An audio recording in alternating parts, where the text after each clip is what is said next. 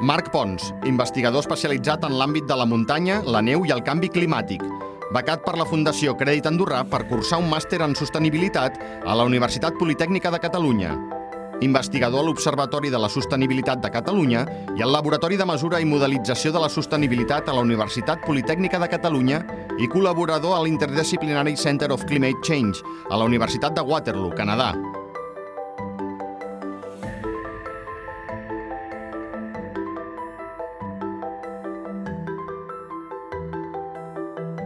Martí Boada, científic i geògraf, doctor en Ciències Ambientals per la Universitat Autònoma de Barcelona, professor i investigador a l'Institut de Ciència i Tecnologia Ambientals a la Universitat Autònoma de Barcelona, membre del Comitè Espanyol del Programa de les Nacions Unides per al Medi Ambient.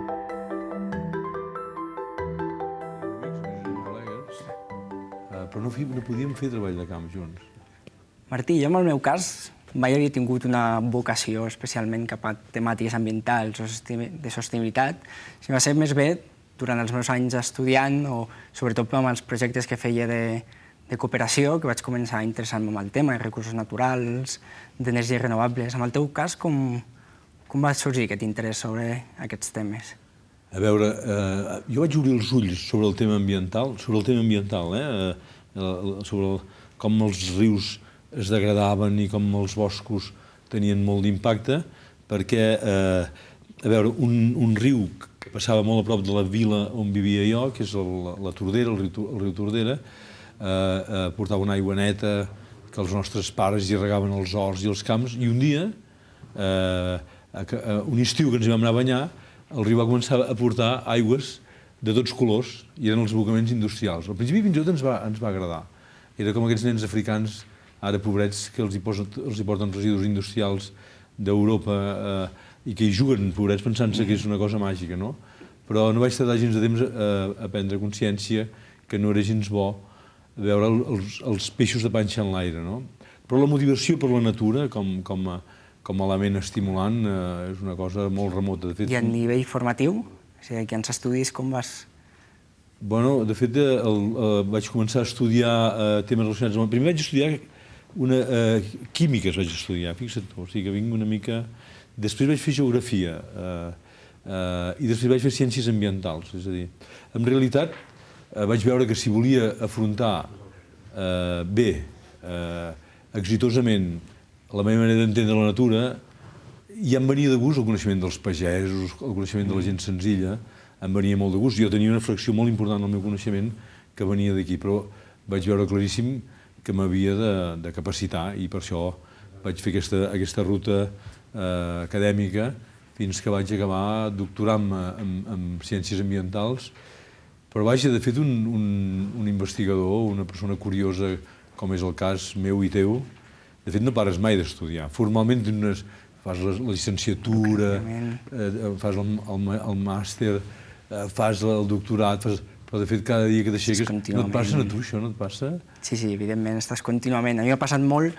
De fet, vaig caure al món del... Què vas fer tu, la teva formació quina? Precisament vaig caure per aquesta curiositat, perquè jo, de fet, vaig començar a fer una enginyeria que no tenia res a veure, en aquest cas era telecomunicacions, i ha sigut precisament aquesta curiositat que al final m'ha anat conduint amb el que estic treballant a dia d'avui, que són els temes de sostenibilitat, de canvi climàtic. Per exemple, vaig començar fent l'enginyeria en comunicacions i després és quan, seguint aquests projectes, vaig començar a fer el meu màster i doctorat en sostenibilitat. Per exemple, el doctorat el vaig fer a la Universitat Politècnica i també a la Universitat McGill del Canadà, a Montreal. Ha sortit del país, ha sortit d'Andorra i ha sortit de... Sí, la sort que he tingut ha sigut que he pogut sortir, però sempre amb un peu aquí a Andorra. El fet de fer el meu doctorat el vaig fer tant a la Universitat Politècnica com a l'Observatori de Sostenibilitat d'Andorra, que és on actualment treballo.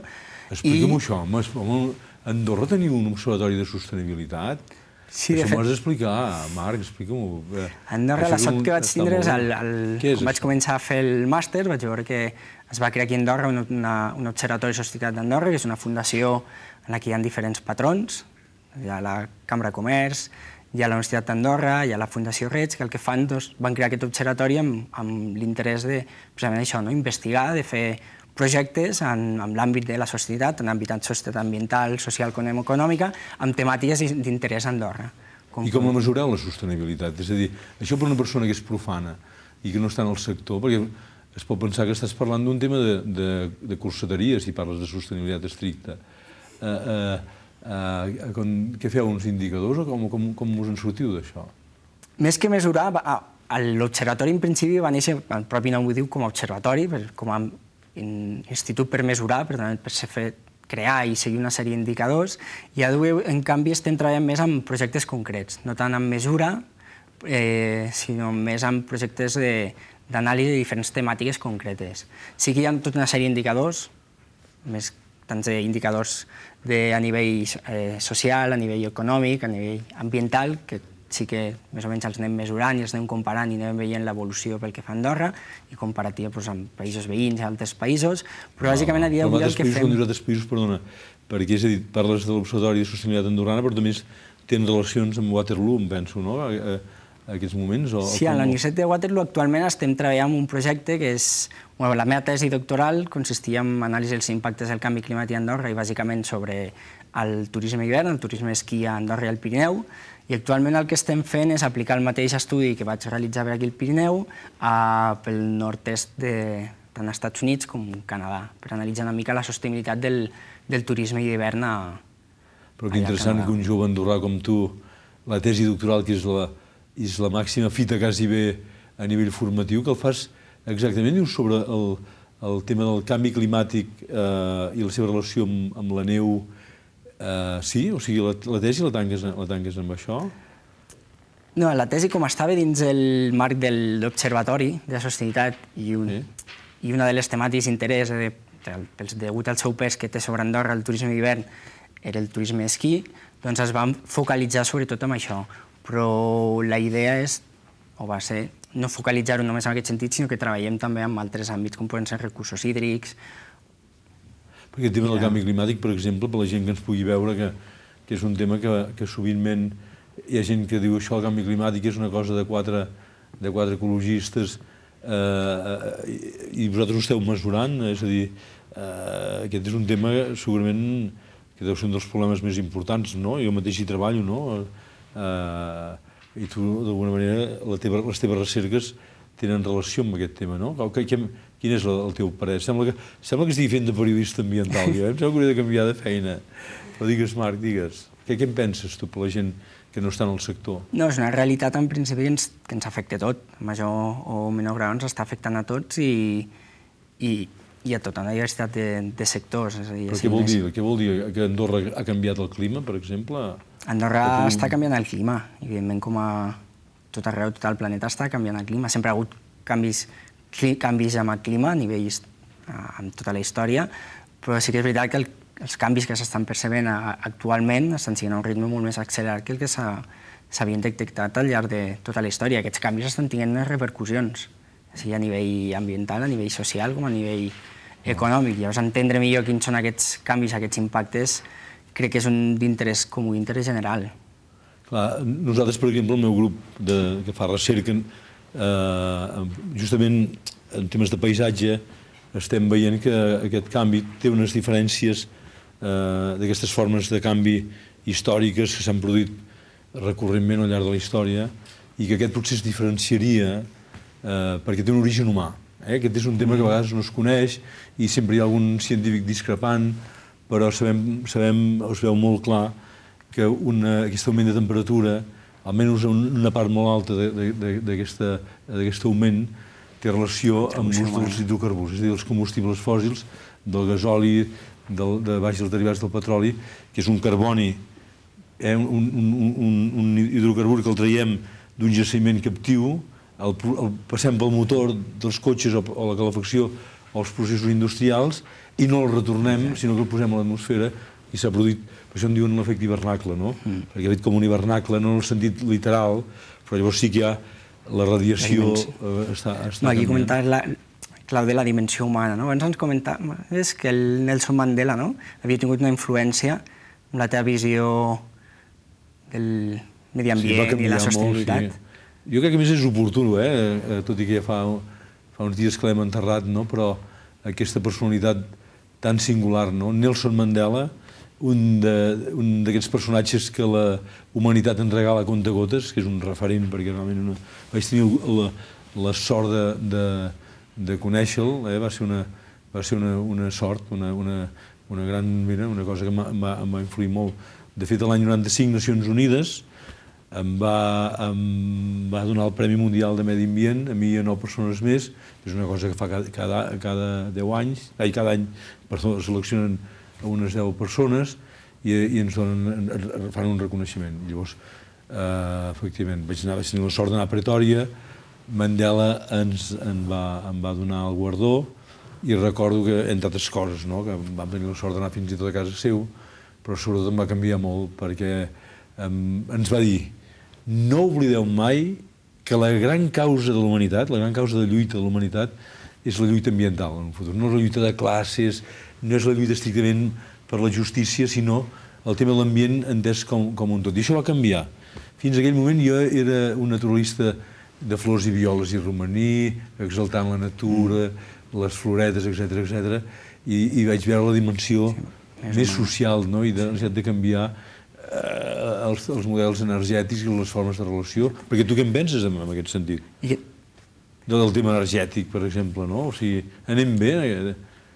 Tu com a especialista. Ens porta els principals problemes que tenim a dia d'avui, no? Parlem de canvi climàtic, que hem parlat fins ara, temes de dependència energètica. Crec que tant a nivell internacional com és el cas d'Andorra, és un clar exemple, és un dels grans problemes, el tema energètic, la dependència energètica, la resiliència energètica, i crec que és un dels principals punts amb els que hem de treballar per un futur. En el cas d'Andorra tenim això, tenim un país amb una gran dependència d'energia externa, la gran part de la nostra energia la importem, i això pot tindre repercussions bastant greus d'aquí uns anys. Per exemple, ara es parla molt del peak oil, és a dir, que estem arribant als màxims de producció de combustibles fòssils, en canvi la demanda dia a dia està creixent de forma exponencial, és a dir, aquesta diferència de corbes té unes repercussions. Perquè el peak oil, una mica descrivint-lo, seria aquest moment que la demanda creixent cada vegada més de petroli, que això és exponencial, va pujant, sobretot a nivell planetari, hi ha un moment que es creu aquesta demanda amb la dificultat extractiva. Llavors, però bé, jo tampoc no voldria, Marc, que la gent que té deixar d'escoltar-nos, d'espantar-los, perquè jo crec que la capacitat científica i tecnològica, sense fer miracles, és a dir, segur que hem d'esforçar-nos molt, però és possible que això pugui canviar, perquè el consum andorrà deu ser molt alt, no? La sostenibilitat des d'aquest punt de vista... És un país amb una intensitat energètica elevada, però com comentaves, sí, hem de fugir d'aquest catastrofisme, d'aquesta visió apocalíptica. Un clar exemple és el turisme hivern. Sempre es parla amb canvi climàtic, turisme hivern, és l'apocalipsi, s'acabarà d'aquí 50 anys no es podrà esquiar al Pirineu. No és veritat. No és veritat, això.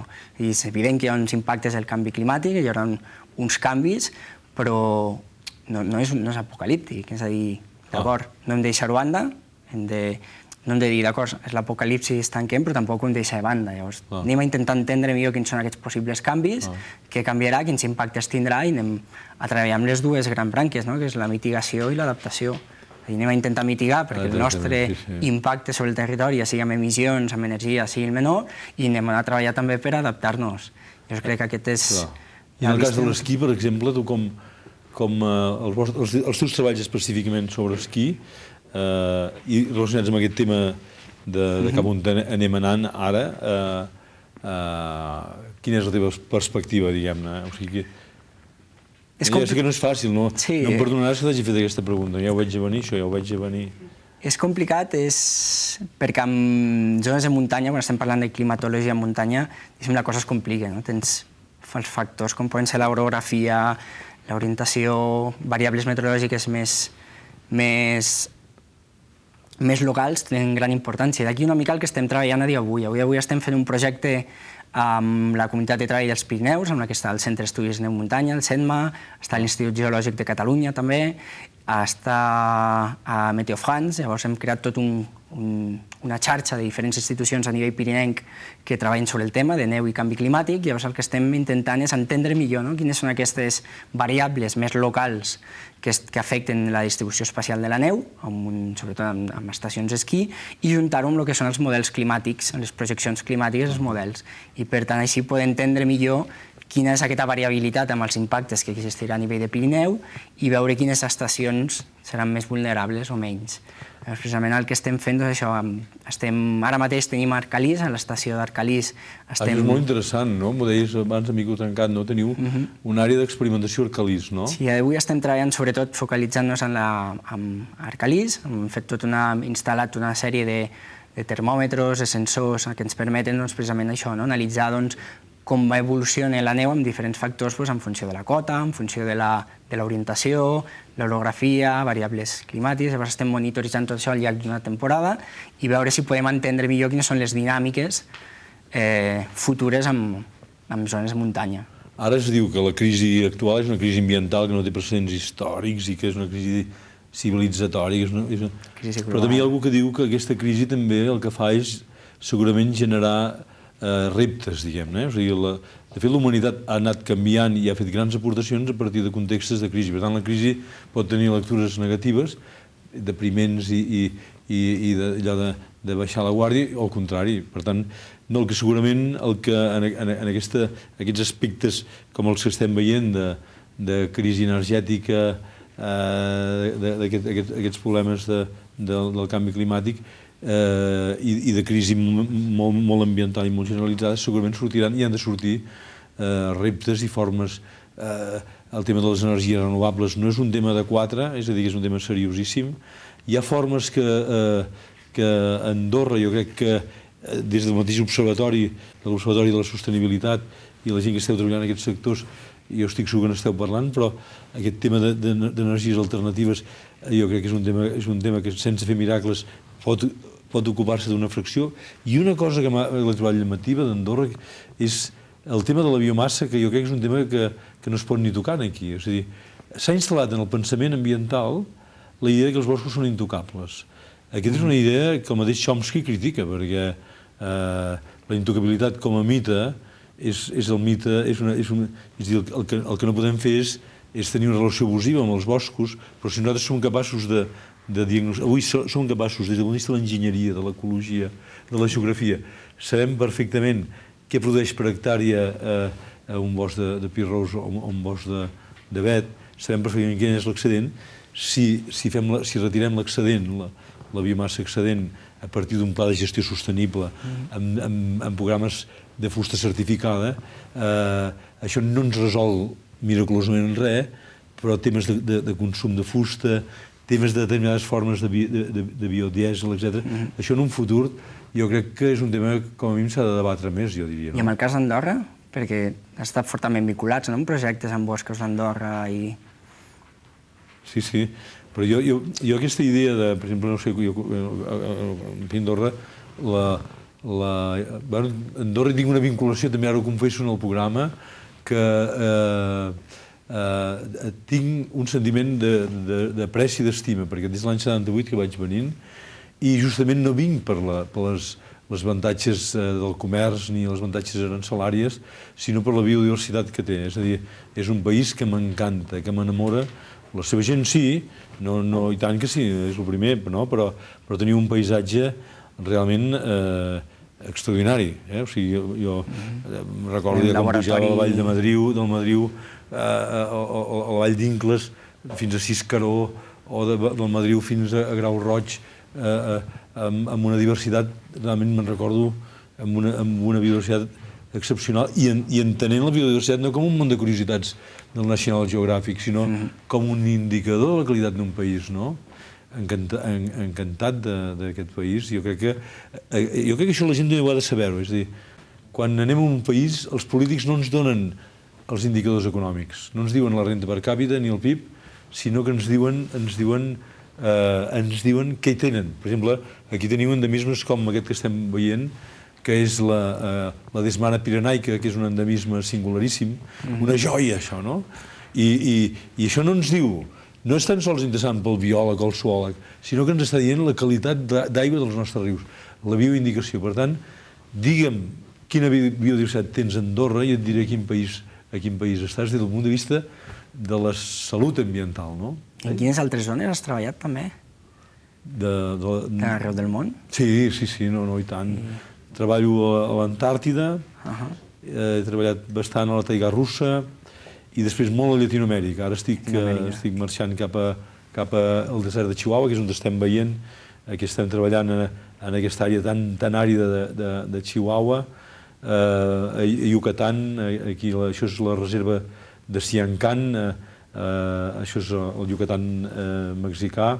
En fi, a molts llocs del planeta. Ara estem preparant una expedició a la selva equatoriana, aprenent, sempre aprenent, sobretot de la gent que hi ha en el territori. Això és per mi molt important. Vosaltres heu trobat i conegut bastanta gent, no?, arreu del món.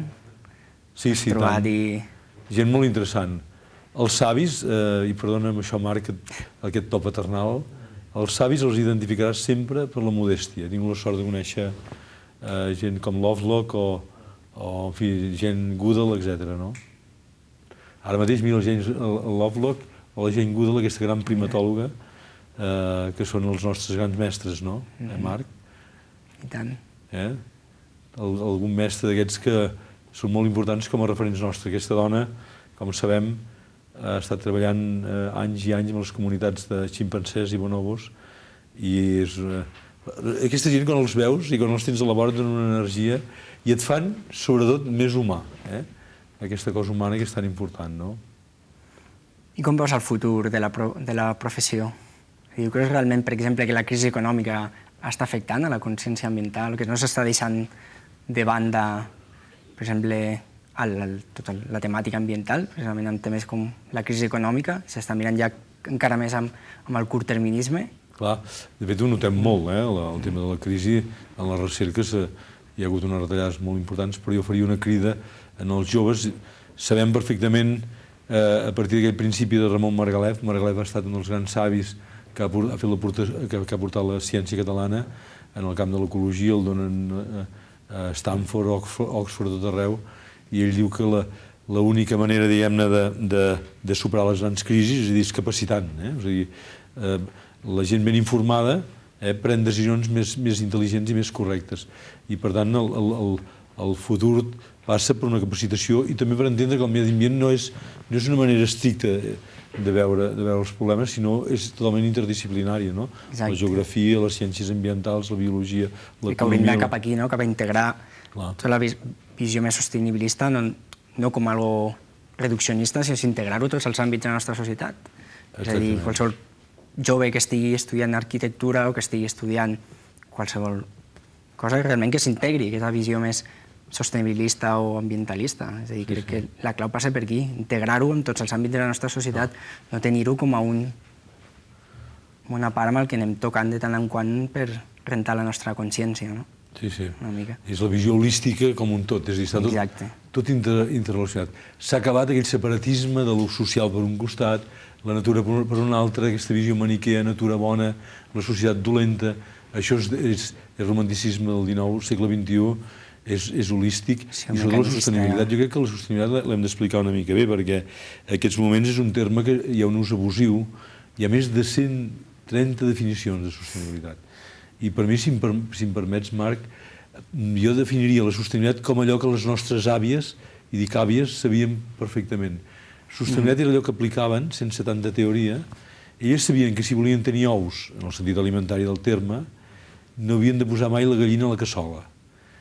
I nosaltres hi posem la gallina, el gall, i li posem tot. És a dir, la sostenibilitat vol dir sempre aprofitar l'excedent del sistema, dels boscos, de la pesca, dels recursos, però mai el capital, diguem-ne. Aquest és el principi bàsic, diguem-ne, essencial. I és un dels grans reptes, no? Realment, veure que la sostenibilitat no és res nou que haguem d'inventar, sinó molts cops ja estàvem vivint les nostres pròpies societats d'un mode sostenible i simplement recuperar molts cops aquests hàbits que en els últims anys els han deixat perdre, que és un dels grans reptes, no?, que tenim amb el futur.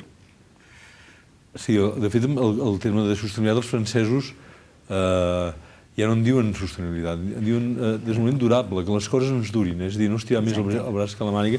Aquest és el principi, tenir unes posicions respectuoses i sobretot superar aquesta indiferència, aquesta cosa com si aquest tema fos una cosa de quatre i ens hem de capacitar i sobretot veure-ho amb optimisme.